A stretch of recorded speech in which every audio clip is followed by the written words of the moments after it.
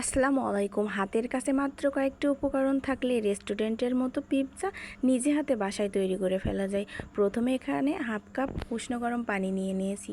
তারপর 1 চা চামচ চিনি, 1 চা চামচ ইস্ট দিয়ে ভালোভাবে মিশিয়ে 10 মিনিট ঢেকে রাখবো। এখানে আমি নিয়েছি হাড় ছাড়া মুরগির বুকের মাংস, আদা রসুন বাটা, স্বাদমতো লবণ, সামান্য গোলমরিচের গুঁড়া দিয়ে মেখে রাখবো। ততক্ষণে ইস্টের ডোটা ফুলে গিয়েছে। হাফ কাপ ময়দা, সামান্য লবণ, রান্নার রেগুলার তেল দিয়ে একটা ডো মেখে রেখে দেবো 20 মিনিটের জন্য। তারপর এখানে চুলে একটা প্যান বসিয়ে 1 চামচ তেল দিয়ে ম্যারিনেট করা মাংস আমি কিছুক্ষণ নেড়েচেড়ে ভেজে নেব। তারপর এখানে পিৎজার ডোটা আমার অনেকটা ফুলে গিয়েছে। ডোটা কিছুক্ষণ মথে নিয়ে একটা হাত দিয়ে চেপে চেপে রুটি বানিয়ে নেব। রুটিটা আমি প্লেটের ওপরে রেখে চামচ দিয়ে কেসে নিয়ে কিছুটা টমেটোর সস দিয়ে দেব, আর ওপর থেকে গ্রেটারের সাহায্যে চিজ গ্রেট করে দেব। আর পছন্দ মতো সবজি এখানে আমি সাজিয়ে দেব। টমেটো, গাজর, ক্যাপসিকাম, ভেজে রাখা মাংস, পেঁয়াজ, আরও কিছুটা চিজ ওপর থেকে গ্রেট করে দেব।